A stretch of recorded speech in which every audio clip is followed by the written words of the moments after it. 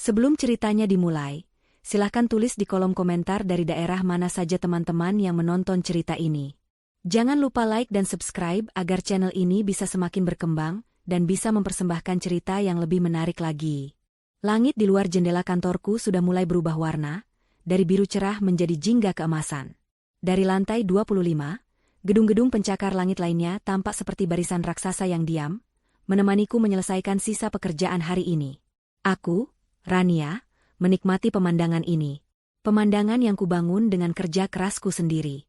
Setiap detail di ruanganku, mulai dari kursi kulit yang nyaman hingga meja mahoni yang kokoh, adalah bukti dari tahun-tahun penuh perjuangan yang telah kulalui.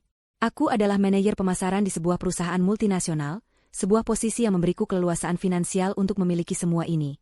Apartemen mewah yang kini kuhuni, mobil Eropa yang terparkir di basement, dan kehidupan yang nyaman untuk keluargaku. Keluarga yang kumaksud bukan hanya aku dan suamiku, Hasan. Di rumah kami yang luas, tinggal juga ibu mertuaku, Bu Ranti. Sejak ayah mertuaku meninggal 5 tahun lalu, Hasan memintaku agar ibunya tinggal bersama kami. Tentu saja aku setuju. Bagiku, berbakti pada orang tua adalah kewajiban, entah itu orang tuaku sendiri atau orang tua Hasan. Terlebih, rumah ini adalah milikku, hasil jeripayahku sebelum menikah dengan Hasan. Rasanya lebih dari cukup untuk menampung kami semua. Hasan adalah pria yang baik, seorang karyawan di sebuah perusahaan swasta. Gajinya memang tidak seberapa jika dibandingkan denganku, tapi cintanya tulus. Setidaknya, itu yang selalu kupercaya. Ia menjadi penengah yang baik antara aku dan ibunya, yang terkadang memiliki pandangan yang sangat berbeda denganku. Ponselku di atas meja bergetar, menampilkan nama, Ayah Kampung, di layarnya. Sebuah senyum langsung terukir di wajahku. Nama kontak itu sengaja kubuat agar aku selalu ingat dari mana aku berasal. Dari sebuah desa kecil yang damai, tempat ayah dan ibuku memilih untuk tinggal, merawat sawah warisan dan beberapa ekor sapi yang menjadi sumber kebahagiaan mereka. Aku segera mengangkat telepon itu, menempelkannya ke telinga. "Assalamualaikum, Enduk," sapa suara ayah di seberang sana. Suaranya terdengar sedikit bergetar, mungkin karena sinyal yang kurang bagus, atau mungkin karena kerinduan yang ditahannya. "Waalaikumsalam, Ayah. Bagaimana kabarnya? Ayah dan ibu sehat?" tanyaku, nadaku berubah menjadi lebih lembut. Logat medoku yang biasanya tersembunyi di balik profesionalitas kerja, kini muncul kembali tanpa kusadari. "Alhamdulillah, sehat, Enduk. Kamu sendiri bagaimana? Kerjaan lancar? Suamimu, Hasan, sehat juga?"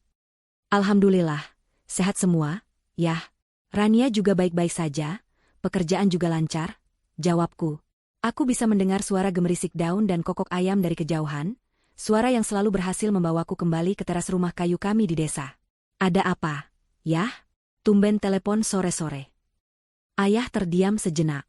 Aku menunggu dengan sabar. Biasanya, ayahku adalah orang yang lugas, tapi kali ini ia terdengar ragu. "Begini, Enduk. Ini, ibumu." Ayah berdeham. "Sudah lama sekali ibumu ingin menengokmu di kota. Katanya kangen sekali, ingin lihat rumahmu, ingin lihat kamu sekarang bagaimana. Kemarin hasil panen juga lumayan, jadi ada sedikit pegangan." Jantungku berdebar kencang. Ini adalah kabar yang kutunggu selama bertahun-tahun. Sejak aku pindah ke kota, orang tuaku belum pernah sekalipun datang berkunjung. Setiap kali aku pulang kampung saat lebaran, aku selalu membujuk mereka, tapi jawabannya selalu sama. "Kami lebih nyaman di sini, Enduk. Sawah dan sapi-sapi ini butuh kami," kata mereka. Aku mengerti, tapi dalam hati kecilku, aku sangat ingin mereka melihat hasil kerja kerasku. Aku ingin mereka merasakan empuknya sofa di rumahku, dinginnya AC, dan nikmatnya makanan yang bisa kubeli untuk mereka. "Ayah serius? Ibu mau ke sini?" tanyaku, memastikan. Suaraku terdengar lebih antusias dari yang kuduga. "Iya, Enduk. Kalau kamu tidak repot, kalau kamu izinkan, kami akan naik bus besok lusa. Hanya beberapa hari saja, sekadar melepas rindu." "Repot? Tentu saja tidak, Yah. Rania senang sekali." "Senang sekali," seruku, tanpa sadar aku berdiri dari kursiku. Beberapa staf yang masih berada di luar ruanganku menoleh sekilas. Aku tidak peduli. Ayah tidak perlu khawatir soal ongkos. Nanti Rania transfer. Ayah dan ibu tinggal berangkat saja. Rania tunggu di sini, ya? Perbincangan kami berlanjut sebentar, diisi dengan tawa dan rencanaku yang meluap-luap. Aku akan mengajak mereka ke mall, ke restoran enak, ke tempat-tempat yang belum pernah mereka lihat. Setelah telepon ditutup, aku duduk kembali dengan perasaan bahagia yang membuncah. Aku tidak sabar untuk segera pulang dan membagikan kabar ini. Sesampainya di rumah, aku melihat Hasan sedang menonton televisi di ruang keluarga, sementara Bu Ranti duduk di sofa sebelahnya sambil membolak-balik majalah fashion. Aroma terapi yang mahal menguar di seluruh ruangan, aroma yang dipilih sendiri oleh ibu mertuaku. "Assalamualaikum," sapaku sambil meletakkan tas tanganku di meja. "Waalaikumsalam," jawab Hasan dan Bu Ranti hampir bersamaan. Hasan langsung menghampiriku, mengambil alih tas kerjaku. "Bagaimana kerjanya, sayang?" tanya Hasan lembut. "Lancar, Mas. Aku punya kabar gembira," kataku sambil tersenyum lebar. Aku menatap Hasan dan Bu Ranti bergantian, ingin melihat reaksi mereka. Tadi ayah telepon. Ayah dan ibu mau datang dari kampung. Mereka akan menginap di sini beberapa hari.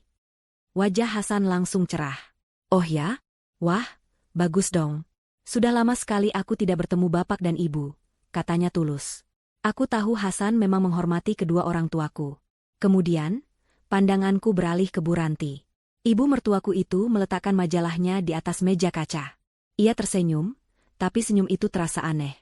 Tipis, dan tidak sampai ke matanya yang menatapku dengan tajam. Ada jeda beberapa detik sebelum ia angkat bicara, jeda yang terasa sangat panjang.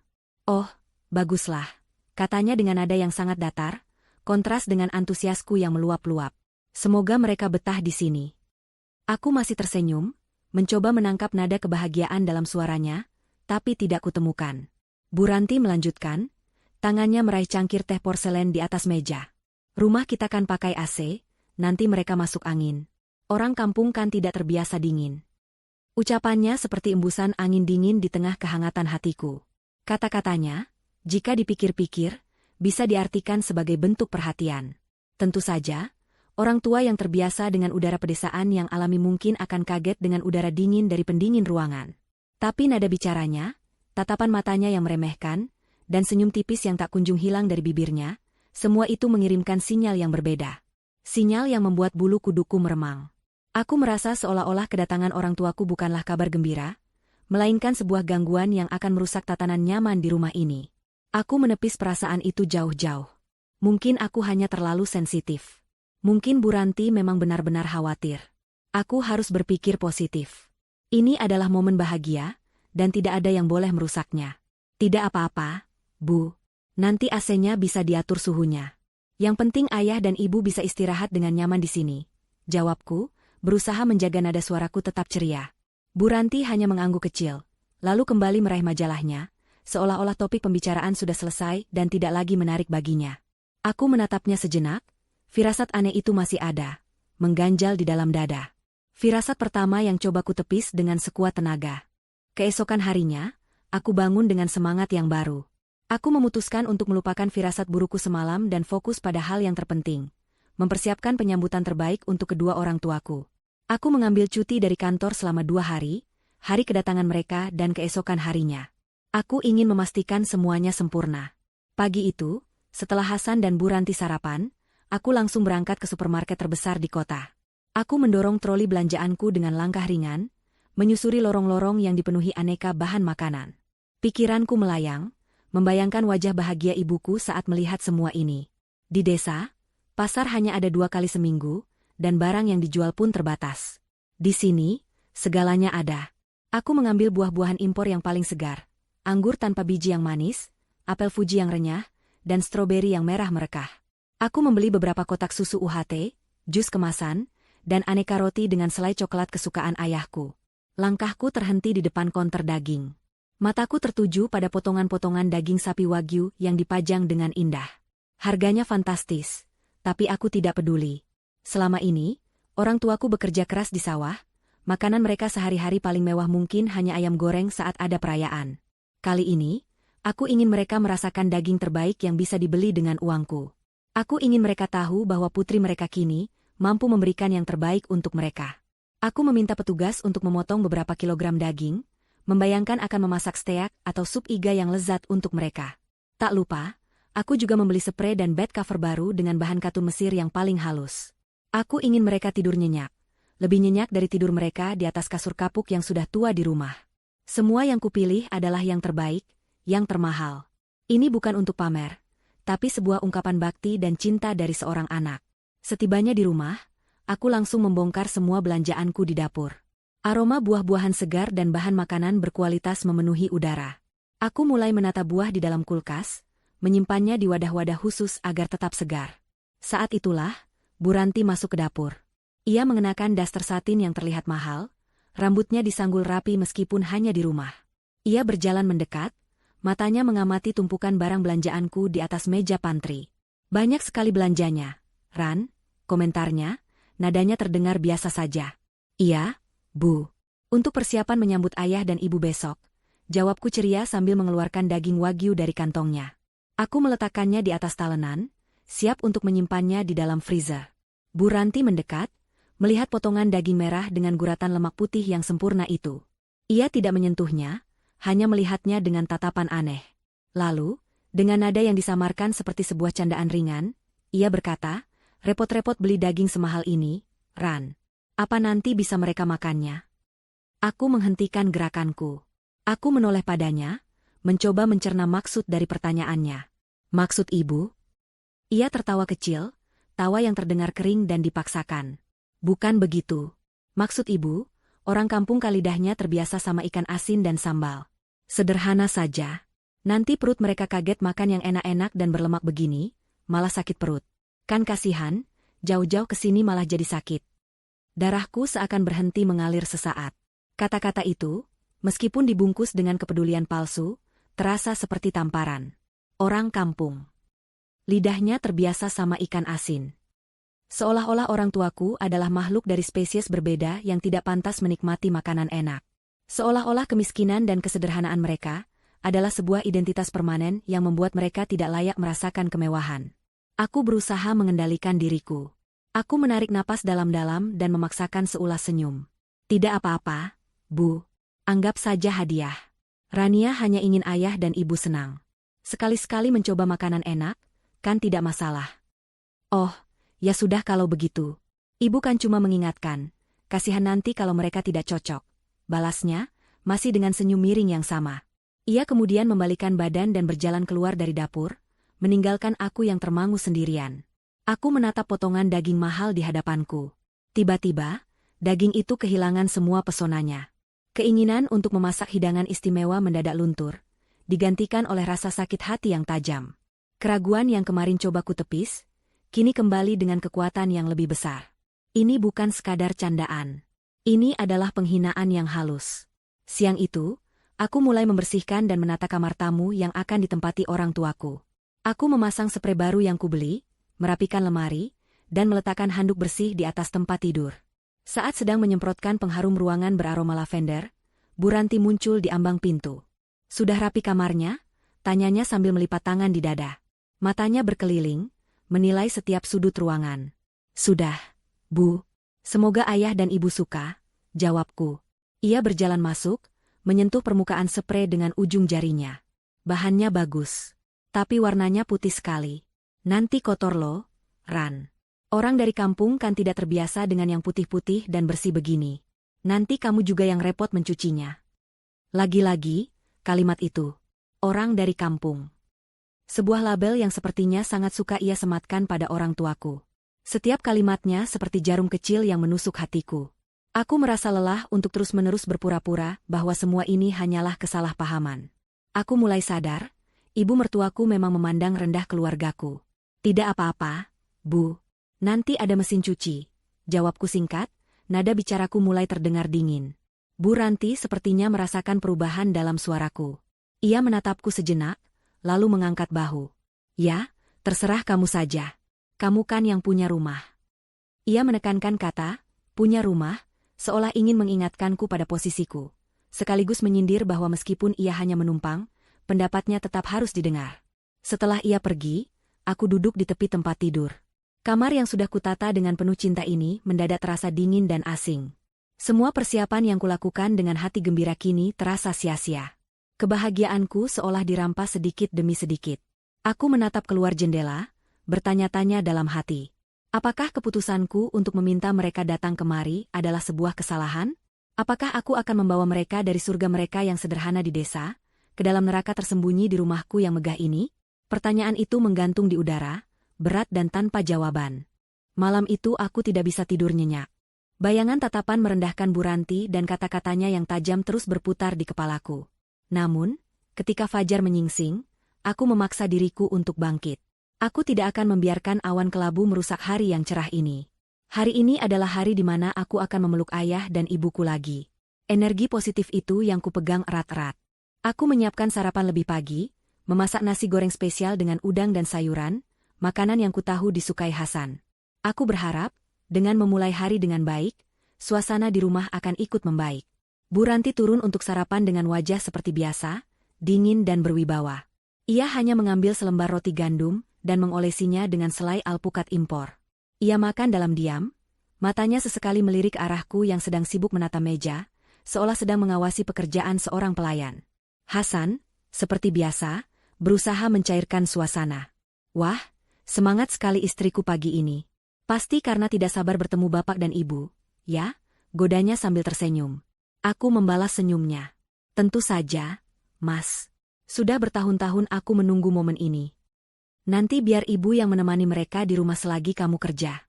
Kamu tenang saja, ujar Bu Ranti tiba-tiba. Ucapannya terdengar seperti sebuah jaminan, tapi entah kenapa aku malah merasa semakin cemas mendengarnya. Aku hanya mengangguk dan mengucapkan terima kasih. Bus dari desa dijadwalkan tiba di terminal jam 10 pagi.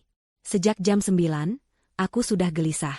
Aku sudah berpakaian rapi, siap untuk menjemput mereka. Aku sengaja memilih untuk menyetir sendiri mobil sedan mewahku. Aku ingin ayah dan ibuku merasakan kenyamanan mobil ini, sebagai simbol kecil dari semua kerja kerasku. Pukul 9:30, aku berangkat menuju terminal. Perjalanan terasa begitu lambat, setiap lampu merah terasa seperti 1 jam. Akhirnya aku tiba di terminal. Suasananya riuh rendah, penuh dengan hiruk-pikuk khas tempat umum. Aku memarkir mobil dan berjalan masuk. Mataku awas mencari sosok yang paling kurindukan di antara kerumunan orang. Dan di sana, di dekat sebuah warung kecil, aku melihat mereka. Ayah, dengan kemeja batik lawasnya yang warnanya sudah sedikit pudar, dan ibu, dengan balutan kerudung sederhana dan kebaya bunganya. Mereka terlihat sedikit bingung dan lelah, berdiri di samping 2 tas kain yang juga sudah usang. Di tangan ayah, ada sebuah kantong kresek besar berwarna hitam, yang kutahu pasti berisi oleh-oleh hasil bumi. Aku tidak bisa menahan diri. Aku berlari kecil menghampiri mereka. Ayah, ibu, panggilku. Keduanya menoleh serempak. Wajah lelah mereka seketika berubah menjadi senyum yang paling indah di dunia. Ibu membentangkan tangannya, dan aku langsung menghambur ke dalam pelukannya. Aroma tubuh ibuku, campuran wangi minyak kelapa dan keringat tulus, adalah aroma surga bagiku. Aku memeluknya erat, menumpahkan segala kerinduan yang selama ini kupendam. Air mataku jatuh tanpa bisa kutahan. Enduk, anakku, bisik ibu sambil mengelus punggungku. Kamu sehat, Enduk? Aku melepaskan pelukanku dan beralih memeluk ayah. Ayahku bukan orang yang pandai berkata-kata. Ia hanya menepuk-nepuk punggungku dengan tangannya yang kasar dan kapalan, sebuah gestur yang menyimpan ribuan makna kasih sayang. Rania sehat, yah, Bu. Ayo, kita pulang. Pasti capek sekali di jalan, kataku sambil mengambil alih tas mereka. Ayah bersikeras ingin membawa kantong kresek hitam itu sendiri. Perjalanan pulang terasa sangat berbeda. Mobil yang biasanya senyap kini dipenuhi oleh celoteh ibuku. Ia mengomentari semua yang dilihatnya dengan takjub. Gedung-gedung tinggi, jalan layang yang rumit, dan mobil-mobil yang tak terhitung jumlahnya. Ayah lebih banyak diam, tapi matanya yang menatap keluar jendela memancarkan kekaguman yang sama. Saat mobil memasuki gerbang komplek perumahanku yang mewah, mereka berdua terdiam. Ini rumahmu, Enduk? Tanya ayah dengan suara pelan, hampir tidak percaya. Iya, yah. Ini rumah kita sekarang, jawabku sambil tersenyum. Di depan pintu utama, Hasan dan Bu Ranti sudah menunggu. Hasan menyambut ayah dan ibuku dengan hangat, mencium tangan mereka dengan takzim. Aku sangat lega melihatnya. Tapi kemudian pandanganku beralih pada Bu Ranti. Ia hanya berdiri di ambang pintu, melipat tangan di depan dada. Ia tersenyum, senyum yang sama seperti kemarin, senyum yang dingin. Selamat datang, Bapak, Ibu, sapanya. Ia tidak bergerak untuk menyalami mereka. Ayah dan ibuku yang sedikit canggung, maju dan mencoba meraih tangannya, yang disambut oleh Bu Ranti dengan uluran tangan yang kaku dan sekilas. Ini kami bawakan sedikit oleh-oleh, Bu. Ada singkong dan pisang dari kebun belakang, kata ayah sambil menyodorkan kantong kresek hitam itu. Bu Ranti melirik kantong itu sekilas. Oh, terima kasih. Repot-repot sekali. Padahal di supermarket sini juga banyak yang seperti ini, katanya. Jantungku seperti diremas. Aku melihat wajah ayah yang sedikit berubah, senyumnya sedikit memudar. Aku segera mengambil alih kantong itu. Wah, pisang dari kebun ayah kan yang paling manis. Nanti kita buat pisang goreng. Ya, Bu, kataku, mencoba menyelamatkan situasi. Aku mempersilakan ayah dan ibu masuk.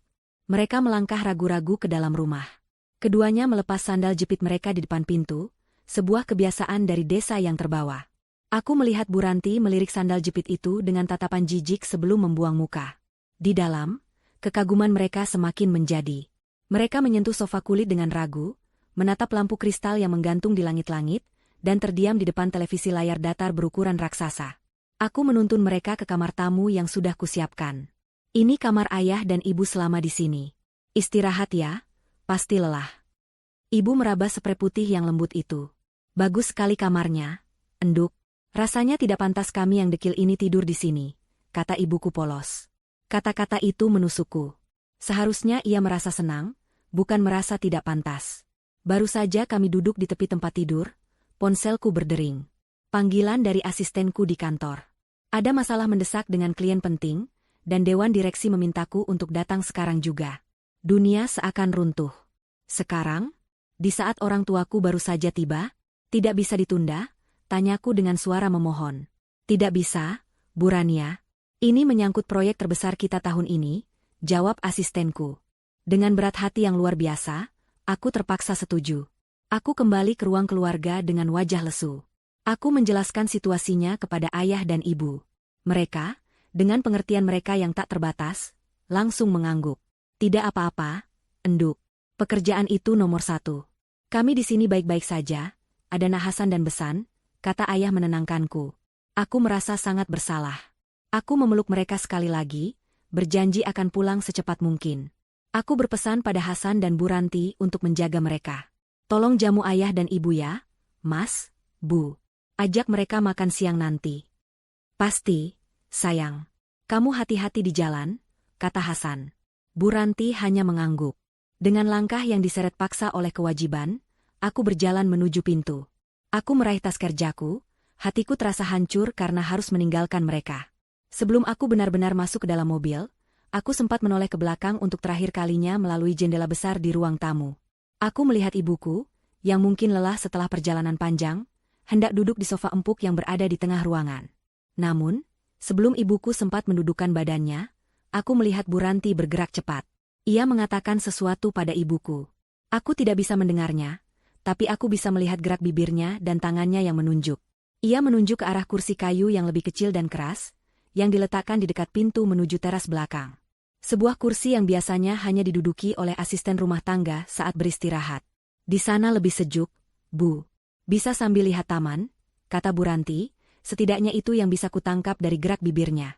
Dan pemandangan selanjutnya meremukan hatiku. Aku melihat ibuku, dengan kepolosannya, mengangguk patuh. Ia kemudian berjalan menuju kursi kayu itu dan duduk di sana sendirian, sementara ayah diajak Hasan untuk melihat-lihat koleksi tanaman di halaman depan. Pemandangan ibuku yang duduk sendirian di kursi kecil itu, di tengah kemegahan rumahku sendiri, terasa seperti sebuah tamparan keras. Aku masuk ke dalam mobil, membanting pintu, dan melaju dengan perasaan campur aduk antara amarah, kesedihan, dan ketidakberdayaan. Dering telepon dari kantor kembali terdengar, memaksaku untuk menelan semua perasaan itu dan fokus pada jalanan di depan. Perjalanan menuju kantor terasa seperti perjalanan menuju neraka. Pemandangan ibuku yang duduk di kursi kayu itu terpatri jelas di benakku, terus berulang seperti kaset rusak. Setiap kali aku mengerem di lampu merah, bayangan itu kembali. Bayangan ibuku yang tampak begitu kecil dan asing di rumahku sendiri. Amarah bergejolak di dalam dadaku, bercampur dengan rasa bersalah yang begitu besar. Seharusnya aku tidak pergi. Seharusnya aku membatalkan rapat itu, apapun risikonya. Apa gunanya memiliki semua kemewahan ini jika aku bahkan tidak bisa melindungi kehormatan orang tuaku di bawah atap rumahku sendiri? Sesampainya di kantor, aku berjalan melewati kubikel-kubikel karyawan dengan wajah kaku. Aku tahu aku harus profesional, tapi hatiku tidak berada di sini. Pikiranku tertinggal di rumah, bersama ayah dan ibu. Aku mencoba menelepon Hasan, berharap mendapat sedikit ketenangan. "Halo, Mas. Ayah sama ibu lagi apa?" tanyaku langsung, tanpa basa-basi. "Oh, ini lagi ngobrol sama ibu di teras belakang. Sayang, bapak lagi keliling lihat-lihat komplek. Semuanya baik-baik saja. Kamu jangan khawatir, fokus saja sama rapatnya," jawab Hasan dengan nada ringan. "Baik-baik saja?" Aku hampir berteriak. "Kenapa ibu duduk di kursi kayu itu, Mas? Kenapa tidak di sofa di dalam?"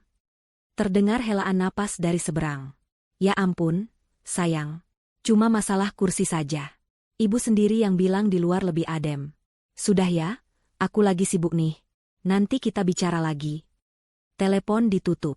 Jawaban Hasan sama sekali tidak menenangkanku. Justru sebaliknya, itu membuatku merasa semakin sendirian dalam kecemasanku. Baginya itu hanya masalah kursi. Bagiku, itu adalah masalah harga diri. Itu adalah simbol dari bagaimana orang tuaku dipandang dan diperlakukan di rumah itu. Rapat dimulai. Aku duduk di meja panjang yang dingin, dikelilingi oleh para direktur. Aku mempresentasikan dataku, menjawab pertanyaan dengan kalimat-kalimat yang sudah terlatih, tapi semua terasa seperti otomatis. Jiwaku melayang. Aku terus-menerus melirik ponselku yang kutaruh di pangkuan, berharap ada pesan dari rumah. Tapi tidak ada. Rapat sesi pertama selesai saat jam makan siang. Aku tidak berselera makan. Aku hanya memesan secangkir kopi hitam dan duduk sendirian di ruang kerjaku, menatap gedung-gedung di seberang. Rasa cemas ini menggerogotiku dari dalam. Aku membayangkan apa yang sedang mereka lakukan untuk makan siang. Apakah Bu Ranti memasak makanan yang layak untuk mereka? Ataukah mereka hanya disajikan makanan sisa? Pikiran-pikiran buruk terus menghantuiku. Aku merasa gagal sebagai seorang anak. Di tengah lamunanku, ponselku bergetar. Sebuah pesan WhatsApp masuk. Dari Bu Ranti. Jantungku berdebar kencang saat aku membukanya. Aku mengira itu adalah keluhan atau sesuatu yang negatif. Tapi yang kubaca justru membuatku tertegun. Isi pesannya tertulis dengan gaya bahasa yang manis dan penuh perhatian, sangat berbeda dari sikapnya yang biasanya. "Rania, ibu lihat orang tuamu sepertinya sedikit canggung dan kesepian. Kasihan mereka jauh-jauh datang ke sini. Bagaimana kalau kita buatkan pesta penyambutan kecil-kecilan untuk mereka nanti malam? Kita undang kakak-kakak iparmu juga, biar mereka merasa disambut dan dihargai sebagai keluarga. Biar mereka lihat kalau keluarga kita di sini menerima mereka dengan tangan terbuka." Aku membaca pesan itu berulang-ulang. Setiap kata terasa seperti oase di tengah gurun kekhawatiranku. Pesta penyambutan? Mengundang keluarga besar? Agar orang tuaku merasa dihargai? Apakah aku salah menilainya selama ini? Mungkin sikapnya tadi pagi dan kemarin hanyalah kesalahpahaman. Mungkin di balik sikap kakunya, ia sebenarnya peduli. Harapan mulai tumbuh di hatiku yang layu. Ini adalah skenario terbaik yang bisa kubayangkan. Orang tuaku diperkenalkan dan dirangkul oleh seluruh keluarga besar Hasan. Aku sedang tersenyum sendiri saat pesan kedua dari Bu Ranti masuk. Tapi ibu lagi tidak pegang uang tunai sebanyak itu untuk belanja-belanja. "Ran, kalau mau buat pesta yang layak, dengan makanan yang enak untuk menjamu semuanya, mungkin butuh sekitar 7 juta. Untuk beli daging, catering kecil, kue, dan lain-lain. Kalau kamu setuju, bisa tolong transfer dulu? Nanti biar ibu yang urus semuanya." 7 juta. Jumlah yang tidak sedikit. Tapi saat itu, uang terasa tidak ada artinya. Jika dengan 7 juta rupiah aku bisa membeli kebahagiaan dan penerimaan untuk orang tuaku, aku akan membayarnya tanpa berpikir dua kali. Semua kecurigaan dan rasa sakit hatiku menguap seketika. Aku merasa bersalah telah berpikiran buruk tentang ibu mertuaku. Ternyata ia memikirkan hal yang sama denganku, yaitu membahagiakan orang tuaku. Dengan jari-jari yang gemetar karena perasaan haru dan gembira, aku langsung membalas pesannya. "Tentu saja, Bu.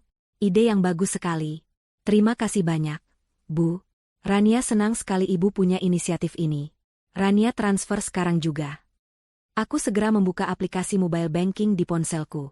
Tanpa ragu sedikitpun, aku mengetikkan nominal 7 juta rupiah. Aku menatap layar konfirmasi sejenak.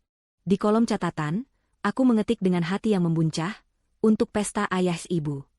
Aku membayangkan wajah bahagia orang tuaku nanti malam, duduk di meja makan yang sama dengan keluarga besar Hasan, tertawa bersama, dihormati, dan disayangi. Aku membayangkan Bu Ranti, dengan senyum tulusnya, mempersilakan ibuku untuk mengambil potongan kue pertama. Sebuah pemandangan keluarga yang harmonis dan sempurna. Aku menekan tombol, kirim. Notifikasi, Transfer berhasil, muncul di layarku. Aku tersenyum lebar, senyum tulus pertama sepanjang hari itu. Aku merasa begitu lega, seolah beban berat terangkat dari pundakku. Aku tidak tahu bahwa dengan transfer itu, aku tidak sedang membeli kebahagiaan. Aku baru saja membayar lunas tiket untuk pertunjukan sandiwara paling kejam dan menyakitkan yang akan dipentaskan di rumahku sendiri, dengan orang tuaku sebagai korban utamanya. Setelah mentransfer uang itu, sisa hariku di kantor terasa jauh lebih ringan. Beban berat yang sejak pagi menghimpit dadaku seolah terangkat. Aku tidak lagi merasa cemas, tidak lagi merasa bersalah. Aku sudah melakukan bagianku, bahkan lebih. Sekarang, ibu mertuaku yang akan mengambil alih, dan aku percaya ia akan melakukannya dengan baik. Kepercayaan baru ini terasa begitu membebaskan. Aku berhasil menyelesaikan semua pekerjaanku dengan fokus yang tajam, seolah-olah energi positif dari bayangan pesta di rumah memberiku kekuatan ekstra. Aku bahkan sempat bertukar beberapa pesan singkat dengan Bu Ranti. "Bagaimana persiapannya, Bu?" tanyaku. Balasannya datang beberapa menit kemudian, "Semua beres. Kamu jangan pulang cepat-cepat, ya? Biar jadi kejutan buat semua." Aku tersenyum membaca pesannya. Tentu saja, aku mengartikan kalimat itu sebagai sebuah permintaan agar aku tidak merusak momen kejutan yang sedang ia siapkan. Ia ingin semuanya sempurna saat aku tiba. Aku membalas, "Siap, Bu. Aku usahakan pulang agak malam. Terima kasih banyak sekali lagi, Bu." Menjelang sore, rapat Dewan Direksi sesi terakhir pun dimulai. Ini adalah sesi paling krusial, di mana keputusan akhir mengenai proyek besar akan diambil. Klien utama kami dari Jepang seharusnya bergabung melalui panggilan video. Aku sudah menyiapkan semua materi presentasiku, siap untuk berdebat dan mempertahankan argumenku hingga malam jika perlu. Aku sudah pasrah akan pulang larut, tapi hatiku tenang. Setidaknya aku tahu, saat aku pulang nanti, aku akan disambut oleh sisa-sisa kebahagiaan dari sebuah pesta yang hangat. Namun, takdir sepertinya punya rencana lain untukku malam itu. Baru 15 menit rapat berjalan, asisten direktur utama masuk ke ruangan dengan wajah panik. Ia membisikkan sesuatu ke telinga Pak Direktur. Suasana yang tadinya tegang mendadak menjadi senyap. Pak Direktur berdeham dan menatap kami semua dengan ekspresi menyesal. "Bapak dan Ibu sekalian, saya baru saja menerima kabar buruk. Klien kita, Tuan Yamamoto, mengalami musibah. Ayahnya meninggal dunia mendadak di Jepang. Beliau harus segera terbang kembali ke sana malam ini juga. Dengan demikian, rapat ini tidak bisa dilanjutkan. Kita akan tunda hingga waktu yang belum bisa ditentukan." Seluruh ruangan bergumam pelan, beberapa orang mengucapkan bela sungkawa. Aku sendiri terdiam, ikut bersimpati pada nasib Tuan Yamamoto. Tapi di sisi lain, sebuah perasaan lain mulai muncul. Awalnya hanya sedikit kekecewaan profesional, karena semua persiapan ini menjadi sia-sia. Namun, perasaan itu dengan cepat tersapu oleh sebuah kesadaran yang membahagiakan. Aku bisa pulang sekarang. Aku bebas. Rapat yang seharusnya mengikatku sampai jam 9 malam, kini selesai bahkan sebelum jam 6 sore. Ini bukan sekadar keberuntungan, ini adalah berkah. Aku bisa pulang lebih awal. Aku bisa ikut bergabung dalam pesta penyambutan orang tuaku dari awal.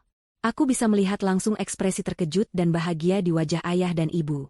Aku bisa berterima kasih secara langsung kepada Bu Ranti atas semua usahanya.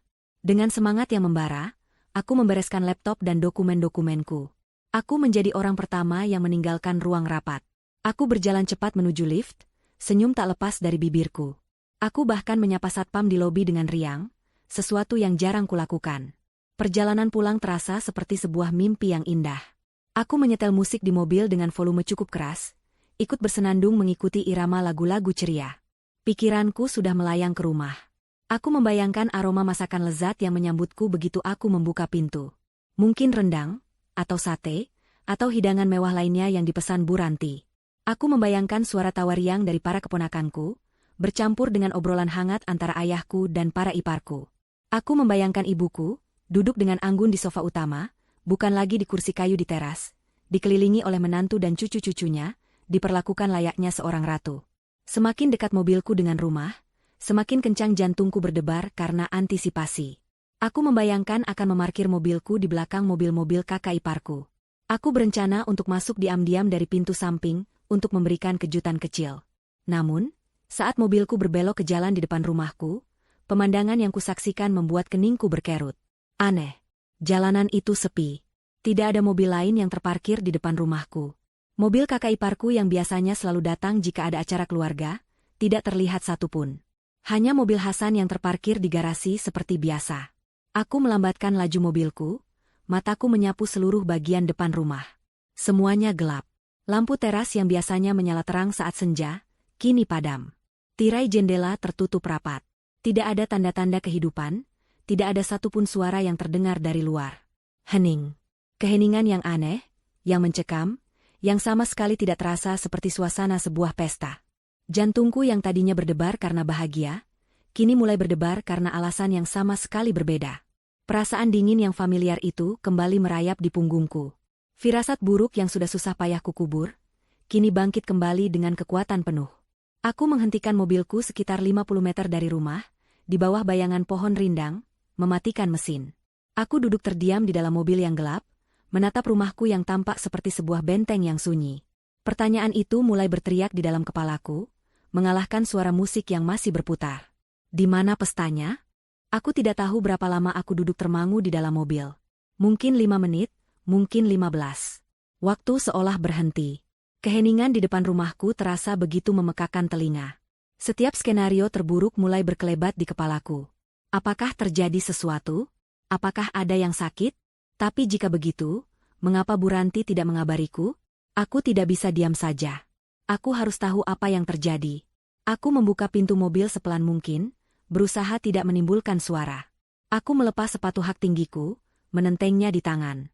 Bertelanjang kaki, aku berjalan di atas aspal yang dingin, menyusuri sisi jalan yang gelap menuju rumahku sendiri. Aku merasa seperti seorang pencuri, yang mengendap-endap di wilayahnya sendiri.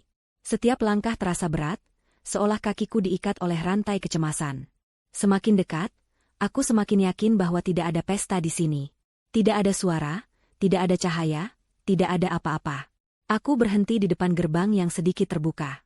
Aku bisa saja langsung masuk, tapi sesuatu menahanku. Sebuah insting menyuruhku untuk tidak menampakkan diri dulu. Aku memutuskan untuk berjalan menyusuri pagar samping, menuju bagian belakang rumah. Di sana ada sebuah taman kecil dan teras samping yang terhubung dengan dapur. Dan di sanalah aku melihatnya. Pemandangan pertama yang mengoyak hatiku menjadi serpihan-serpihan kecil. Di bawah cahaya remang dari lampu taman yang kecil, aku melihat ayah dan ibuku. Mereka duduk berdua di bangku kayu yang keras. Bangku yang sama tempat ibuku duduk tadi pagi. Di depan mereka, di atas sebuah meja plastik kecil yang biasanya digunakan untuk meletakkan pot, ada 2 piring seng.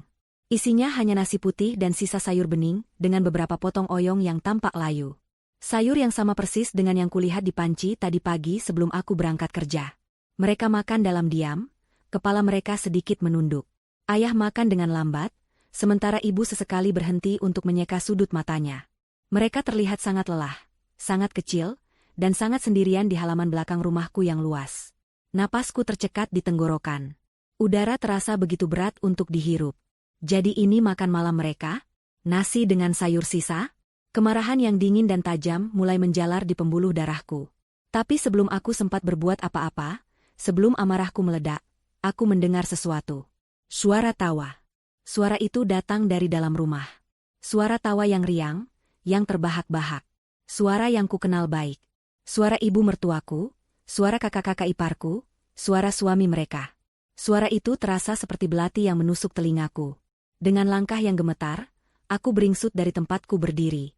Aku bergerak tanpa suara di atas rumput yang lembab, menuju jendela besar ruang makan. Gordennya yang tebal tidak tertutup sempurna, menyisakan celah sekitar 10 cm. Dengan jantung yang berdebar begitu kencang hingga terasa sakit, aku menempelkan mataku ke celah itu. Dan duniaku runtuh saat itu juga. Di dalam, ruang makan itu terang benderang oleh cahaya lampu kristal. Meja makanku yang terbuat dari kayu jati solid, yang biasanya hanya dipakai untuk acara-acara khusus, kini penuh sesak dengan hidangan yang luar biasa mewah. Ada tumpukan steak yang masih mengeluarkan asap, udang bakar berukuran besar yang berwarna oranye kemerahan, beberapa mangkuk besar berisi salad, dan kue tar coklat yang tampak sangat lezat. Di sekeliling meja itu, duduklah mereka semua. Bu Ranti, di kursi utama, tampak seperti seorang ratu. Di sampingnya ada kedua kakak perempuan Hasan beserta suami dan anak-anak mereka. Mereka semua tertawa, bersulang dengan gelas-gelas berisi sirup berwarna merah, dan makan dengan lahap. Itu adalah sebuah pesta. Pesta yang sangat meriah. Pesta yang dibiayai dengan uang 7 juta rupiah dariku. Pesta penyambutan. Tapi orang yang seharusnya disambut, justru diasingkan di halaman belakang, memakan sisa makanan seperti pengemis. Aku berdiri mematung, membeku oleh pemandangan itu. Rasanya seperti sedang menonton film horor, di mana aku adalah penonton sekaligus korban. Lalu, aku memaksa diriku untuk mendekatkan telinga ke kaca jendela yang dingin, ingin mendengar apa yang mereka bicarakan, apa yang mereka tertawakan. Lihat tubesan mama, makan sayur sisa aja udah lahap banget, kata kakak iparku yang tertua, disusul tawa kecil yang lain. Dikasih steak nanti bingung cara motongnya, bisa-bisa pisaunya dipakai buat nyisir rambut. Tawa mereka semakin keras. Suami iparku menimpali, untung gak disuruh masuk ya, Ma. Bisa-bisa bau tanahnya nempel di sofa baru kita yang harganya ratusan juta itu. Setiap kata adalah sayatan. Setiap tawa adalah garam yang ditaburkan di atas luka. Aku menggigit bibirku begitu keras, hingga aku bisa merasakan rasa anyir darah, hanya untuk menahan diri agar tidak berteriak. Tapi kalimat terakhir, kalimat yang keluar dari mulut ibu mertuaku sendiri, adalah kalimat yang menghancurkan sisa-sisa hatiku. Bu Ranti meletakkan garpu dan pisaunya, menyeka bibirnya dengan serbet kain. Ia menatap semua anaknya dengan senyum penuh kemenangan. Sudah, jangan berisik, nanti mereka dengar, katanya dengan suara yang dibuat-buat pelan, namun cukup keras untuk kudengar. Biarkan saja di luar, bau sawah mereka nanti bikin ruangan ini pengap. Lagi pula, berkat Rania yang bodoh itu, kita bisa pesta enak malam ini.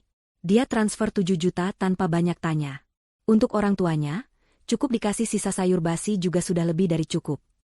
Tawa mereka meledak setelah itu, lebih keras dari sebelumnya. Kata-kata itu menggema di telingaku. Rania yang bodoh. Rania yang bodoh. Rania yang bodoh. Untuk orang tuanya, cukup dikasih sisa sayur basi. Cukup. Saat itulah, sesuatu dalam diriku patah. Semua cinta, semua rasa hormat, semua usaha untuk memahami dan berbakti pada keluarga suamiku, semuanya hancur lebur menjadi debu. Yang tersisa hanyalah amarah yang dingin, membara, dan menuntut pembalasan. Aku mundur perlahan dari jendela, tubuhku gemetar hebat bukan karena takut, tapi karena murka yang tak tertahankan. Mereka belum tahu bahwa singa betina yang selama ini mereka manfaatkan, sudah terbangun dari tidurnya. Dan aku akan berjalan masuk ke dalam rumah itu, bukan lagi sebagai menantu yang penurut, tapi sebagai pemilik istana yang akan mengusir semua iblis yang berpesta di dalamnya. Aku berdiri di kegelapan taman, tubuhku bergetar hebat. Tapi itu bukan getaran ketakutan atau kesedihan. Itu adalah getaran dari sebuah energi purba yang meledak dari inti jiwaku. Amarah. Amarah yang begitu murni, begitu dingin, hingga rasanya membekukan darah di pembuluhku. Setiap tawa dari dalam ruang makan itu, setiap kata hinaan yang kudengar, telah membakar habis sosok Rania yang penurut, yang sabar, yang selalu berusaha memahami. Yang tersisa kini adalah pemilik rumah ini. Seorang anak yang orang tuanya telah diinjak-injak harga dirinya. Aku menarik napas dalam-dalam, menenangkan getaran di tanganku. Aku berjalan kembali ke depan rumah dengan langkah yang mantap dan terukur. Aku tidak lagi bertelanjang kaki. Aku duduk sejenak di bangku teras depan yang dingin, memakai kembali sepatu hak tinggiku. Bunyi, klik, saat hak sepatu itu menempel di kakiku terasa seperti seorang prajurit yang mengenakan kembali baju zirahnya. Aku siap berperang. Aku tidak mendobrak pintu. Aku membukanya dengan kunci yang ada di tasku. Pintu itu terbuka tanpa suara. Aku melangkah masuk ke dalam rumahku sendiri. Suara tawa dan obrolan di ruang makan seketika berhenti. Seperti sebuah adegan film yang tombol, posnya ditekan. Semua kepala menoleh ke arahku yang berdiri di ambang pintu, menatap mereka satu persatu dengan mata yang kuyakini menyala seperti bara. Di wajah mereka, aku bisa melihat berbagai ekspresi. Kaget, bingung. Dan di wajah Bu Ranti, ada sebersit kepanikan sebelum dengan cepat ia menutupinya dengan topeng arogansinya. Mereka semua menatapku, menunggu reaksiku. Mungkin mereka mengira aku akan menangis, akan berteriak histeris, akan membuat drama. Aku tidak melakukan satu pun dari itu. Dengan keheningan yang mencekam, aku berjalan melewati mereka. Aku tidak menatap satu pun dari mereka. Langkah sepatuku menggema di lantai marmer, menjadi satu-satunya suara di ruangan itu. Aku berjalan lurus, melewati meja makan yang penuh dengan makanan haram hasil penipuan itu, menuju pintu kaca yang menghubungkan ruang makan dengan teras belakang. Aku membukanya. Di sana, di bawah cahaya temaram, ayah dan ibuku menatapku dengan bingung. Mereka baru saja akan menyuap nasi terakhir mereka. Aku berjalan menghampiri mereka, dan tanpa mempedulikan gaun kerjaku yang mahal, aku berlutut di lantai teras yang kotor di hadapan mereka berdua. Aku mengambil tangan ibu yang keriput dan penuh bekas kerja keras, lalu mencium punggung tangannya. Air mataku akhirnya jatuh. Bukan karena sedih, tapi karena rasa sesal yang menghancurkan. Maafkan Rania, ibu, bisikku dengan suara bergetar. Lalu aku beralih ke ayah, melakukan hal yang sama. Maafkan Rania, ayah. Maafkan Rania karena telah membawa ayah dan ibu ke tempat ini. Enduk, kamu kenapa? Ada apa? Tanya ibuku, suaranya penuh kekhawatiran. Ia mencoba membantuku berdiri. Tidak apa-apa, Bu, jawabku sambil bangkit. Aku menyeka air mataku dengan punggung tanganku. Sekarang, ayo ikut Rania masuk. Ayah dan ibu harus duduk di tempat yang semestinya. Aku menuntun mereka berdua masuk ke dalam ruang makan. Keheningan masih menyelimuti ruangan itu. Para iparku dan suami mereka hanya bisa menatapku dengan mulut ternganga. Aku menuntun ayah dan ibuku melewati mereka semua, menuju dua kursi di kepala meja. Salah satunya adalah kursi yang sedang diduduki oleh Bu Ranti. Aku berhenti tepat di belakang kursi Bu Ranti. Aku tidak menyentuhnya. Aku hanya menatapnya dengan tatapan dingin. Bu, kataku dengan suara rendah namun jelas, tolong berdiri. Ini bukan kursi ibu. Bu Ranti terperangah. Wajahnya memerah karena marah dan malu. Rania, apa maksudmu? Kamu tidak sopan. Sopan? Aku tertawa kecil, tawa yang terdengar mengerikan bahkan di telingaku sendiri. Aku mencondongkan tubuhku ke arahnya. Apakah memberi makan orang tua saya sisa sayur basi di halaman belakang itu namanya sopan? Apakah menyebut saya bodoh setelah menipu uang saya itu namanya sopan? Wajah Bu Ranti pucat pasi. Ia tahu, aku mendengar semuanya. Jadi ini pesta penyambutan 7 juta yang ibu bilang? Suaraku mulai meninggi, amarah yang kutahan akhirnya meluap. Pesta untuk menghina orang tua saya? Pesta dengan uang saya, sementara ayah dan ibu saya diperlakukan lebih rendah dari binatang di rumah saya sendiri. Jaga mulutmu, Rania. Kamu salah paham. Seru Bu Ranti, mencoba membela diri. Salah paham apa lagi? Aku melihatnya. Aku mendengarnya dengan telinga kepalaku sendiri. Saat itulah, suara pintu depan terbuka. Suamiku, Hasan, masuk sambil mengucap salam. Salamnya terhenti di tenggorokannya saat melihat pemandangan di ruang makan. Wajahku yang penuh amarah, wajah ibunya yang pucat, dan wajah sanak saudaranya yang tegang. Ada apa ini? Tanya Hasan, nadanya bingung. Sayang, kenapa marah-marah begini? Bu Ranti langsung memanfaatkan kedatangan anaknya. Ia memasang wajah korban, air matanya mulai mengalir. Hasan, lihat istrimu, nak. Dia pulang-pulang langsung memaki ibumu. Dia menuduh ibu yang tidak-tidak. Dia mengusir ibu dari kursi ini. Ibumu dihina, San. Hasan menatapku, meminta penjelasan. Dengan napas yang tersengal karena emosi, aku menceritakan semuanya. Tentang orang tuaku yang makan di luar, tentang pesta rahasia mereka, tentang semua hinaan yang kudengar. Hasan tampak terkejut. Ia menatap ibunya dan saudara-saudaranya, seolah mencari kebenaran. Tentu saja mereka semua menggeleng, memasang wajah tak berdosa. Itu tidak benar, San. Rania hanya salah paham, kata kakak perempuannya. Sayang, sudahlah. Hasan mencoba menenangkanku, meraih lenganku. Aku menepisnya dengan kasar.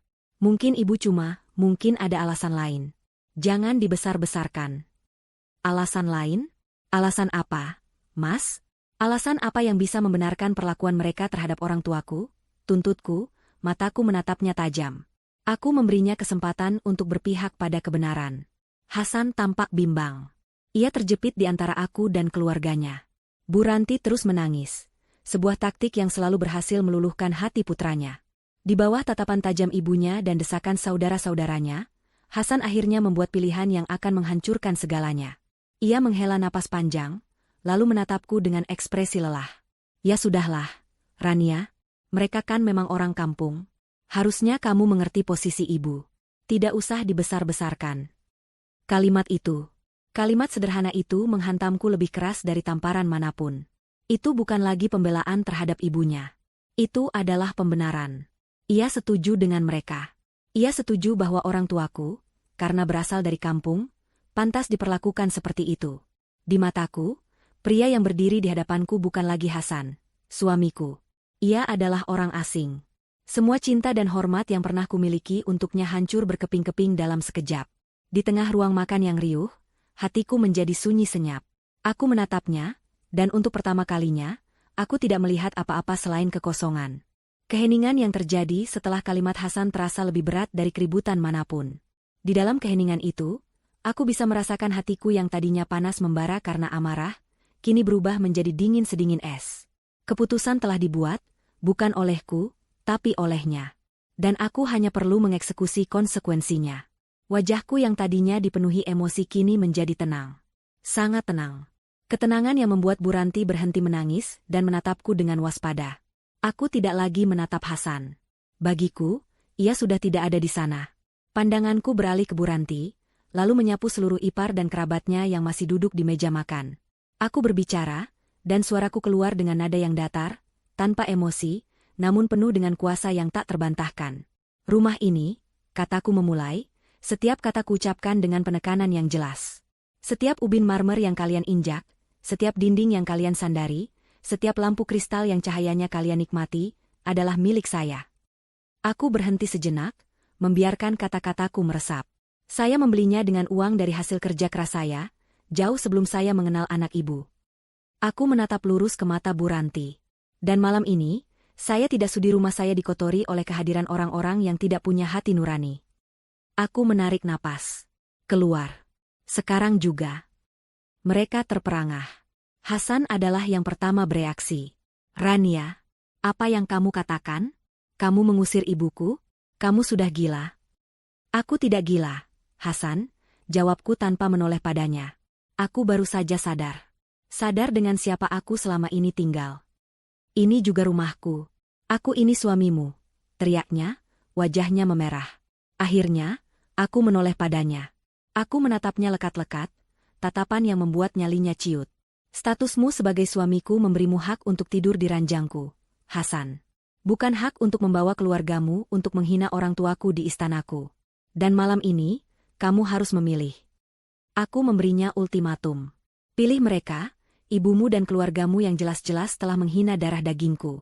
Atau pilih untuk tetap di sini sebagai suamiku, dengan syarat meminta maaf pada orang tuaku, dan tidak pernah membela kesalahan keluargamu lagi.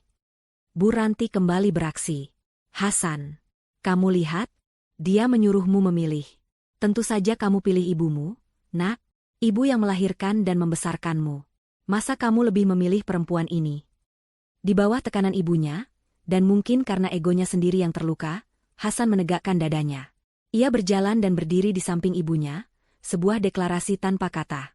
Aku tidak akan pernah meninggalkan ibuku, apapun yang terjadi. Bagus, bisikku. Keputusan yang sangat bagus. Tanpa berkata apa-apa lagi, aku mengeluarkan ponselku dari dalam tas.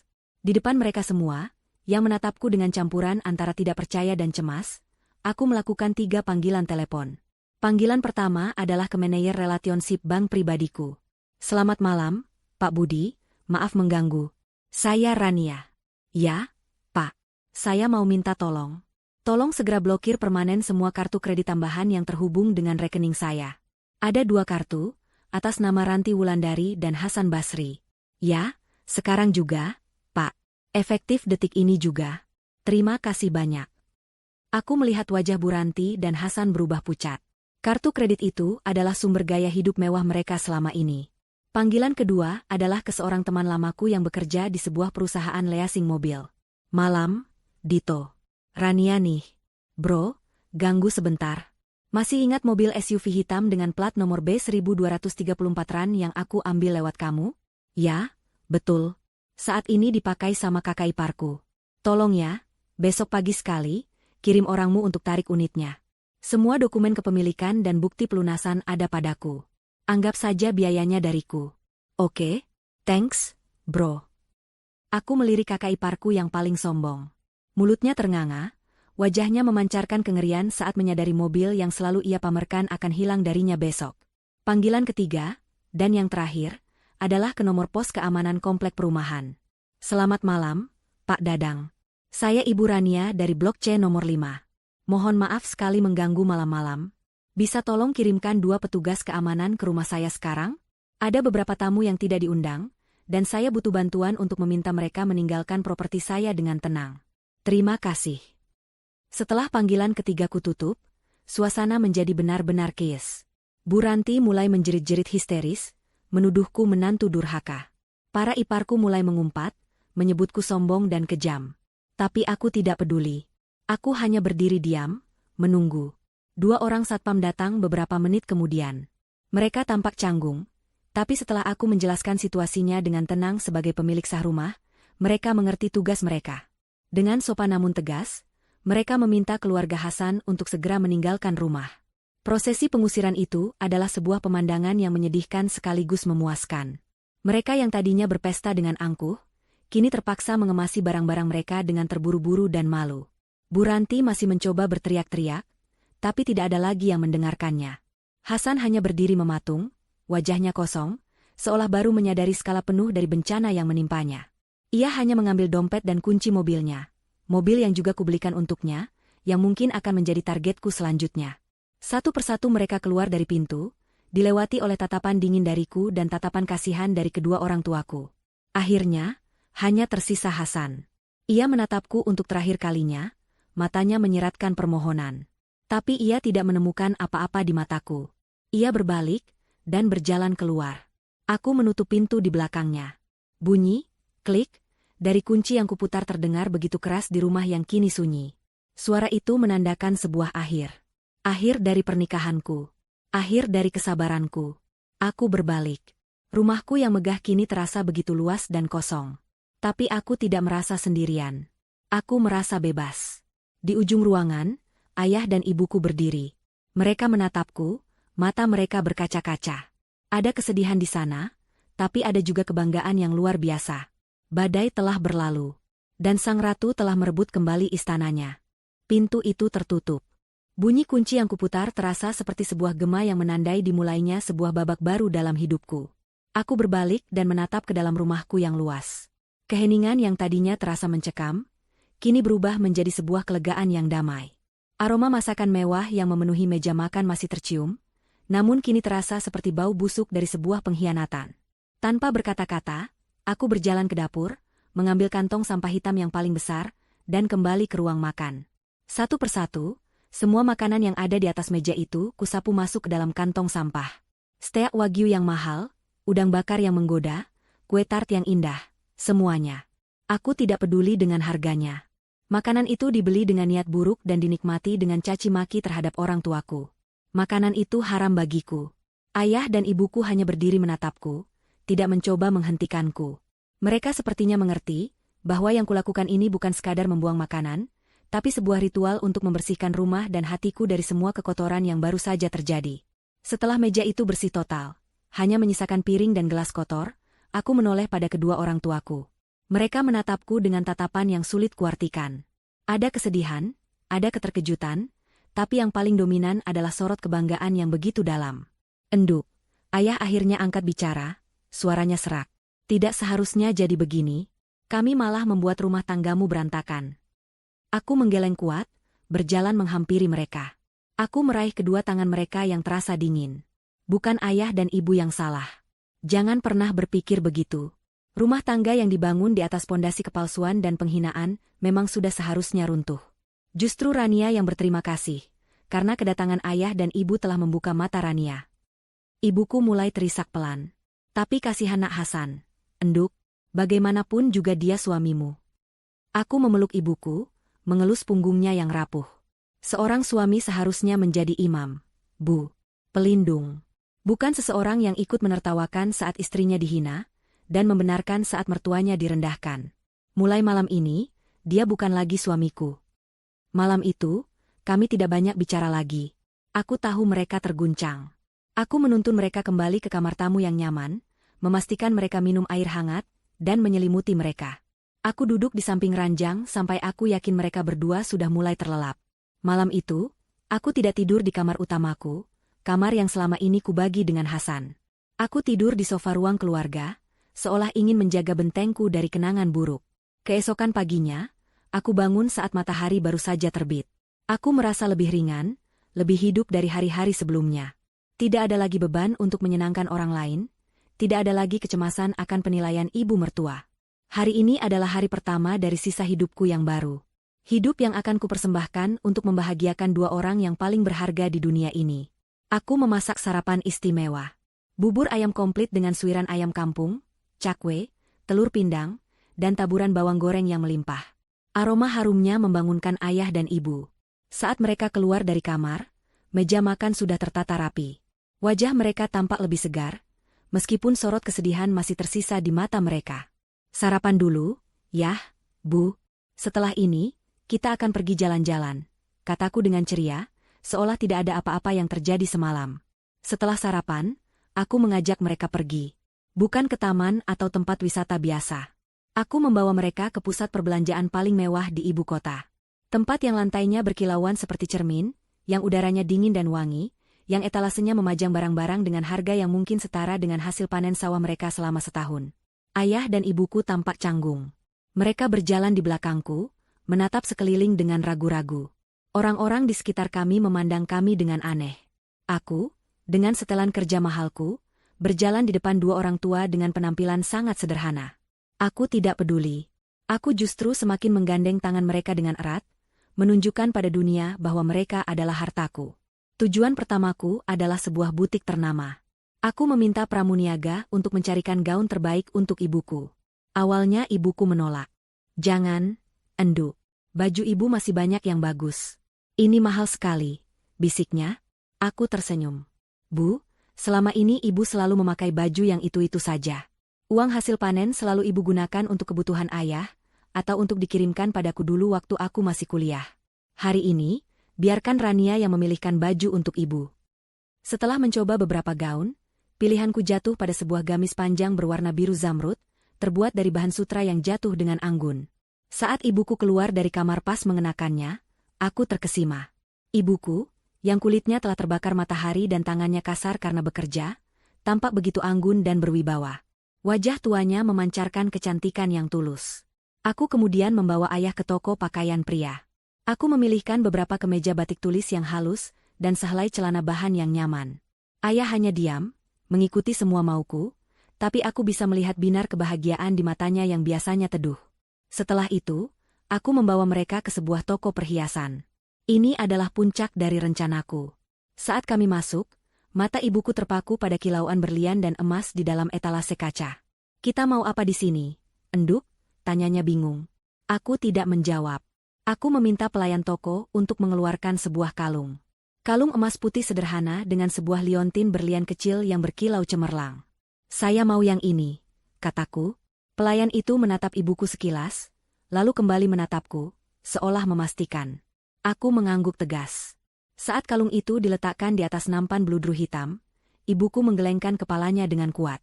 Air matanya mulai menggenang. "Jangan, Enduk, jangan.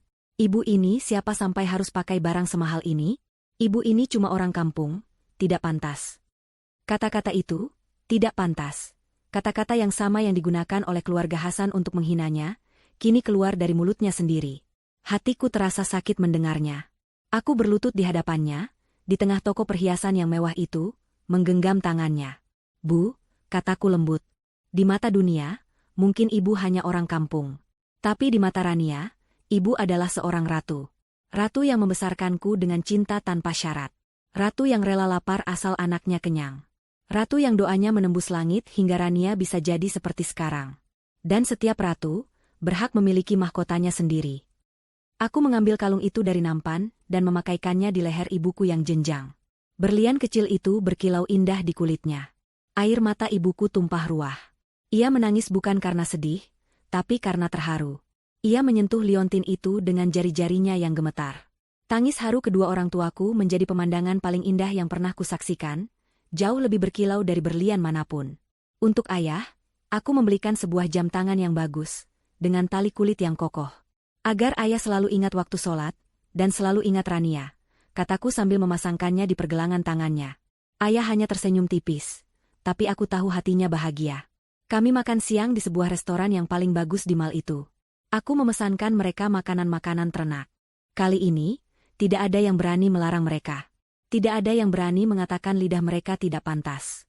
Mereka makan dengan lahap, sambil sesekali menatapku dengan tatapan penuh cinta. Di akhir hari yang melelahkan namun membahagiakan itu, saat kami sudah kembali ke rumah, aku memberikan kejutan terakhirku. Aku mengeluarkan sebuah amplop coklat dan memberikannya pada ayah. Dengan tangan gemetar, ayah membukanya. Di dalamnya ada 2 lembar tiket pesawat dan bukti pemesanan hotel, serta paket perjalanan. Ini apa, Enduk? Tanya ayah, matanya menyipit mencoba membaca tulisan di tiket itu. Itu tiket untuk ayah dan ibu, jawabku sambil tersenyum. Tiket untuk berangkat umroh ke Tanah Suci bulan depan. Berdoalah sepuasnya di sana. Minta apa saja pada Tuhan. Ini bakti Rania untuk menebus semua rasa sakit hati ayah dan ibu kemarin. Keheningan melanda. Ayah menatap tiket itu, lalu menatapku, lalu kembali menatap tiket itu. Ibuku menutup mulutnya dengan kedua tangan, tubuhnya bergetar karena isak tangis yang tak tertahankan. Pergi ke Tanah Suci adalah impian terbesar mereka. Sebuah impian yang mereka kubur dalam-dalam, karena sadar tidak akan pernah mampu meraihnya. Dan kini, impian itu ada di genggaman tangan mereka. Ayah memelukku begitu erat. Untuk pertama kalinya aku merasakan tubuhnya yang kokoh itu bergetar hebat karena tangis bahagia. Malam itu, rumahku yang besar tidak lagi terasa kosong. Rumah itu dipenuhi oleh kehangatan doa dan air mata kebahagiaan dari kedua malaikatku.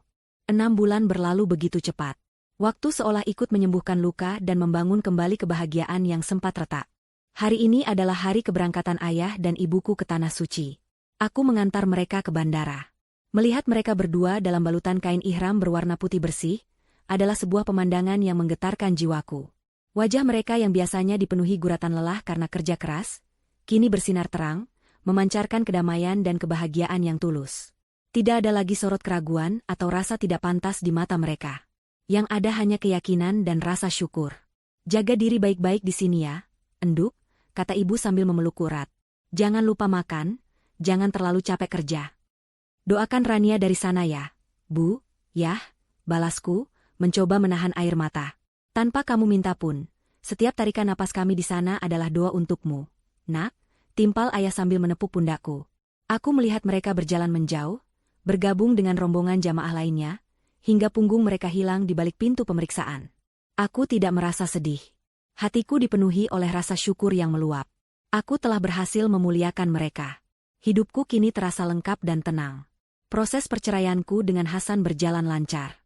Aku tidak menuntut apa-apa, aku hanya ingin bebas.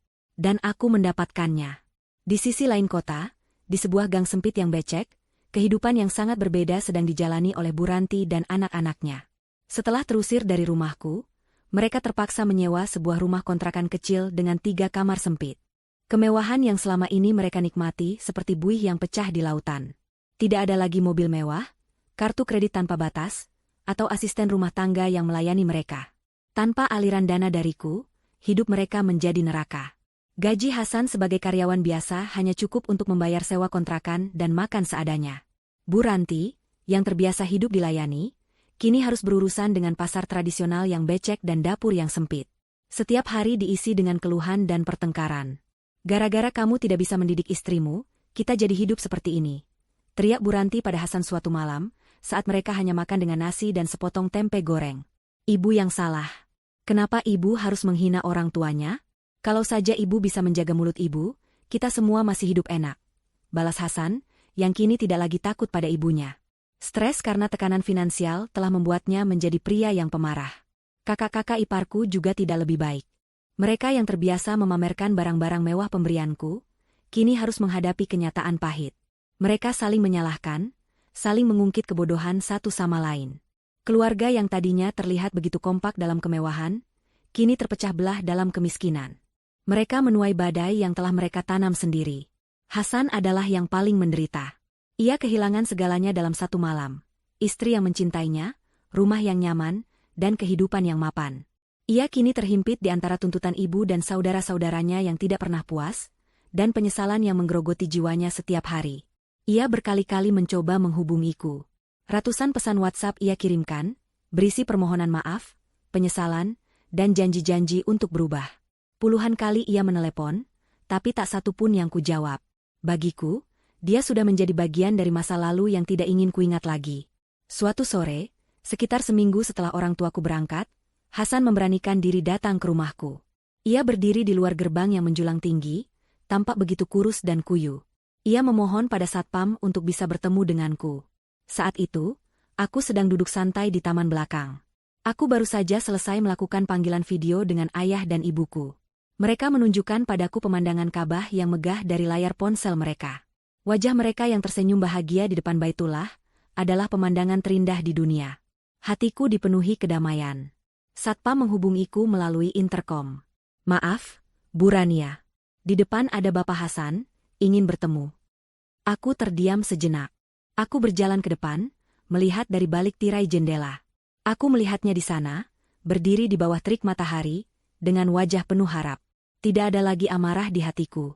Yang ada hanya rasa kasihan, dan kemudian, ketidakpedulian. Hasan melihatku dari kejauhan. Wajahnya langsung cerah. Ia memanggil namaku, suaranya terdengar parau dan putus asa. "Rania, tolong, beri aku kesempatan. Aku mohon." Aku menatapnya tanpa ekspresi. Aku tidak berjalan keluar.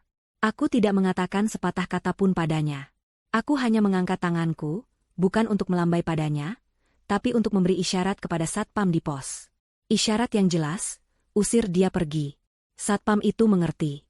Dengan sopan namun tegas, ia meminta Hasan untuk meninggalkan area gerbang. Hasan tampak hancur. Ia menatapku untuk terakhir kalinya, matanya dipenuhi kekalahan, sebelum akhirnya berbalik dan berjalan gontai menjauh dari rumah yang pernah menjadi miliknya. Aku membalikkan badan, berjalan kembali ke taman belakang. Aku duduk di ayunan, mengambil ponselku, dan kembali menatap foto ayah dan ibuku yang tersenyum di depan Ka'bah. Senyumku mengembang. Aku telah memenangkan kembali harga diriku. Aku telah menemukan kebahagiaanku yang sejati, bukan pada harta benda, tapi pada bakti dan cinta tulus kepada dua orang yang telah memberiku kehidupan. Karma telah terbayar lunas, dan aku siap menyongsong masa depanku yang cerah, sendirian, namun utuh dan bahagia.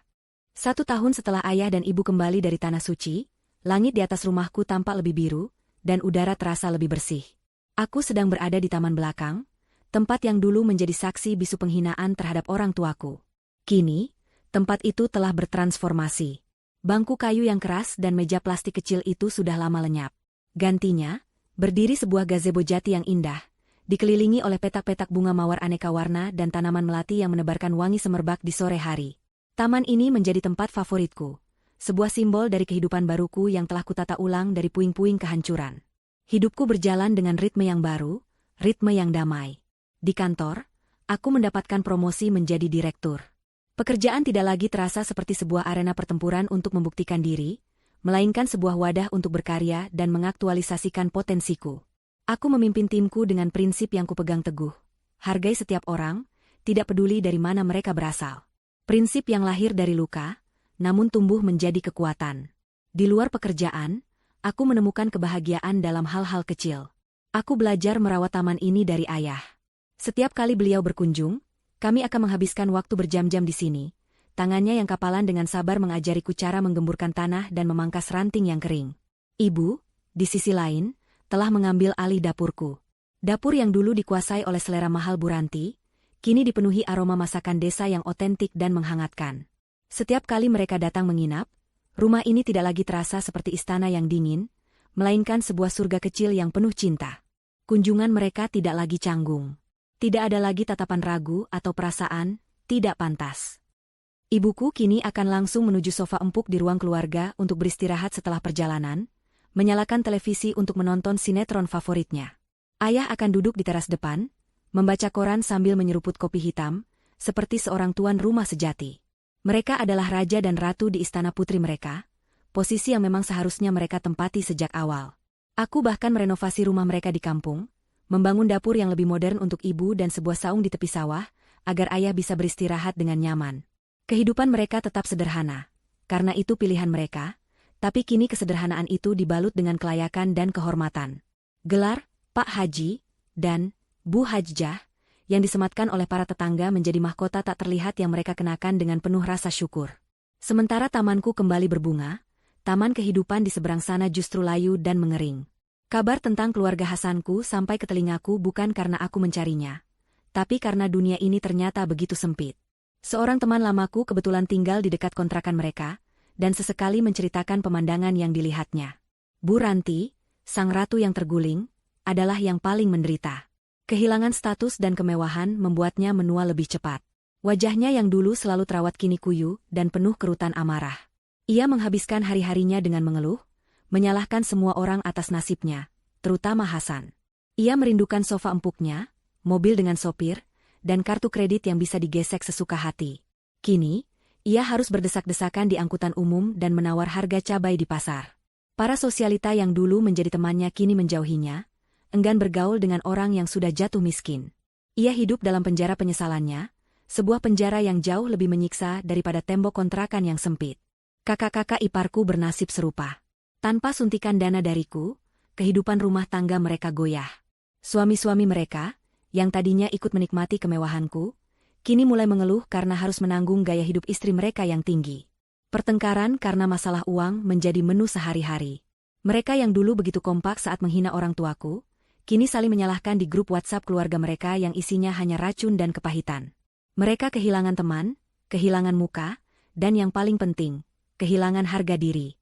Dan Hasan, dia adalah pusat dari semua penderitaan itu. Dia terperangkap di tengah-tengah. Setiap hari ia berangkat kerja dengan wajah lelah, dan pulang untuk disambut oleh rentetan keluhan dan tuntutan dari ibu serta saudara-saudaranya. Gajinya yang pas-pasan ludes bahkan sebelum pertengahan bulan, terkuras untuk menopang keluarga yang telah menjadi parasit baginya. Ia menanggung beban dari kesalahan yang ia pilih sendiri. Penyesalan adalah teman tidurnya setiap malam. Temanku bercerita, seringkali ia melihat Hasan duduk sendirian di teras kontrakannya yang sempit hingga larut malam, hanya menatap kosong ke jalanan yang gelap, seolah mencari sesuatu yang tidak akan pernah bisa ia temukan lagi. Aku tidak pernah lagi berkomunikasi dengannya. Semua pesan dan panggilannya telah kublokir sejak lama. Bagiku, dia adalah bab yang sudah selesai kubaca dan kututup rapat-rapat. Namun, takdir mempertemukan kami kembali, untuk terakhir kalinya, dalam sebuah adegan tanpa dialog. Suatu siang, aku sedang ada janji makan siang dengan klien penting di sebuah restoran hotel bintang 5. Aku baru saja turun dari mobilku, berjalan anggun dengan setelan blazer terbaruku, saat mataku tanpa sengaja menangkap sosok yang familiar di seberang jalan. Sosok itu adalah Hasan. Dia sedang berdiri di halte bus, berdesakan dengan orang lain di bawah terik matahari. Penampilannya sangat berbeda dari Hasan yang kukenal. Kemejanya tampak kusam, rambutnya sedikit berantakan, dan di pundaknya tersampir sebuah tas ransel tua yang menggembung. Ia terlihat 10 tahun lebih tua, lelah, dan kalah. Pria yang dulu berdiri gagah di sampingku saat resepsi pernikahan, kini tampak seperti bayangan dari dirinya sendiri. Entah bagaimana, di tengah keramaian itu, matanya menemukan mataku. Waktu seolah berhenti selama beberapa detik. Aku bisa melihat segalanya di matanya. Keterkejutan, kerinduan, dan lautan penyesalan yang begitu dalam hingga nyaris menenggelamkannya. Ia seolah ingin mengatakan 1000 kata maaf hanya dengan tatapannya. Dan apa yang ia lihat di mataku? Aku yakin ia tidak melihat kebencian. Tidak ada lagi amarah. Yang ia lihat hanyalah ketenangan. Ketenangan seorang asing yang menatap orang lain yang tidak ia kenal. Aku hanya menatapnya sekilas, tanpa ekspresi, lalu aku memberikan sebuah senyuman kecil yang sopan, bukan untuknya, tapi untuk klienku yang baru saja keluar dari lobi hotel dan menyapaku. Aku membalikan badan, menyambut klienku dengan jabat tangan yang hangat, dan berjalan masuk ke dalam lobi hotel yang sejuk dan mewah. Aku tidak menoleh ke belakang lagi. Aku tidak perlu tahu apakah dia masih menatapku, atau apakah busnya sudah datang. Itu bukan lagi urusanku. Pertemuan singkat tanpa kata itu adalah penutup yang sempurna. Itu adalah bukti nyata bahwa aku telah benar-benar melangkah maju, sementara ia tetap terperangkap di masa lalu yang ia ciptakan sendiri. Malamnya, aku duduk di gazebo tamanku, menatap bulan purnama sambil menikmati secangkir teh melati hangat. Aku membuka galeri ponselku dan menatap kembali foto ayah dan ibuku di Mekah. Senyum mereka begitu tulus, begitu damai.